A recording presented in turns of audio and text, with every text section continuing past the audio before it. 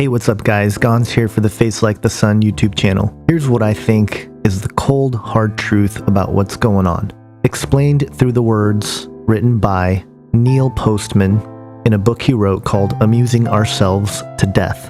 The images are drawn by Stuart McMillan in May of 2009, and it shows the contrast between Aldous Huxley, the author of Brave New World, versus George Orwell, the author of 1984. What Orwell feared were those who would ban books. What Huxley feared was that there would be no reason to ban a book, for there would be no one who would want to read one. Orwell feared those who would deprive us of information. Huxley feared those who would give us so much that we would be reduced to passivity and egotism. Orwell feared the truth would be concealed from us. Huxley feared the truth would be drowned in a sea of irrelevance. Orwell feared we would become a captive culture.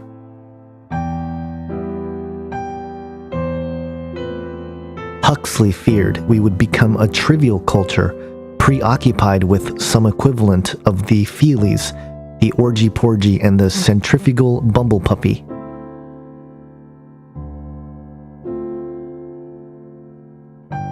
As Huxley remarked and Brave New World revisited, the Sybil libertarians and rationalists who are ever on the alert to oppose tyranny failed to take into account man's almost infinite appetite for distractions. In 1984, people are controlled by inflicting pain. In Brave New World, people are controlled by inflicting pleasure. In short, Orwell feared that what we hate will ruin us. Huxley feared that what we love will ruin us.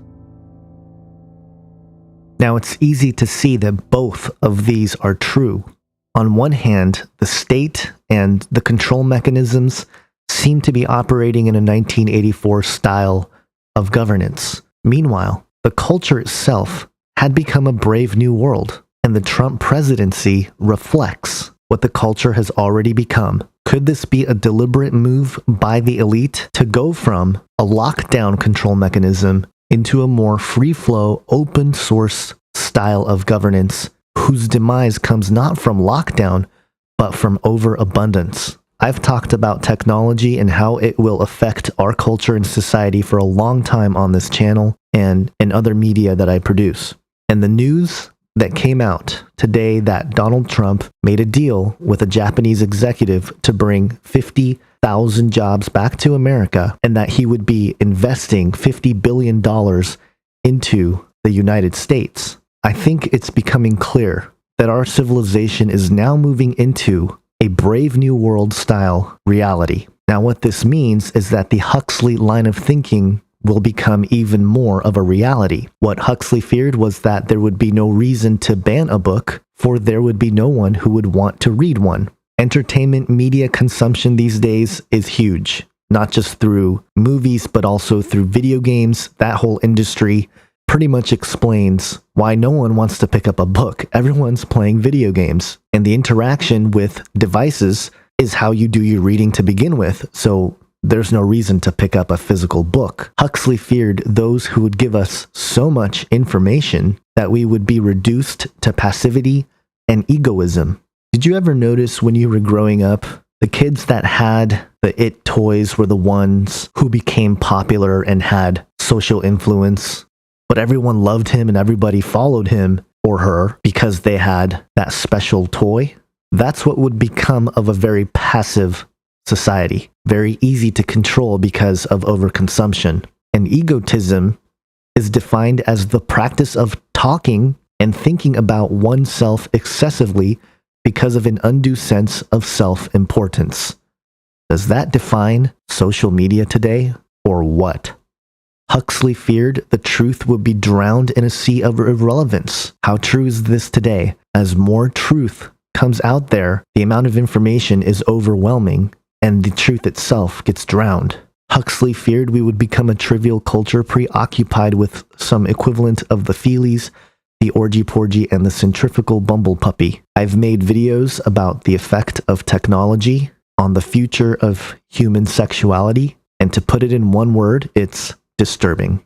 As Huxley remarked in Brave New World Revisited, the civil libertarians and rationalists who are ever on the alert to oppose tyranny failed to take into account man's almost infinite appetite for distractions. Again, a very true statement. Think about who the civil libertarians and the rationalists are and were throughout what we watched in the election cycle. Those who are ever on the alert to oppose tyranny. That group will fail to take into account man's almost infinite appetite for distractions. In Brave New World, people are controlled by inflicting pleasure, and that is proving to be absolutely true in our civilization. Huxley feared that what we love will ruin us. National pride, worldly things like money, objects, toys, technology. And the reason why I wanted to bring this up in light of the Trump deal with the Japanese mogul is because it appears the programming in Japan has been what a brave new world civilization would look like in light of a Trump presidency. This is a Japanese Donald Trump commercial published on June 15th, 2016.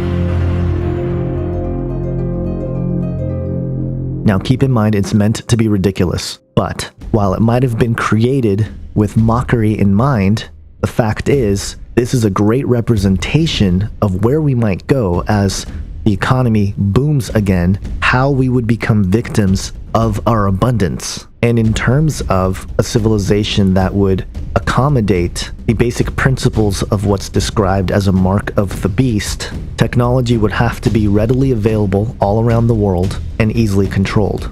So that's just a brief thought on everything going on. It occurred to me that we are seeing a transition from a 1984 style governance to a Brave New World style reality.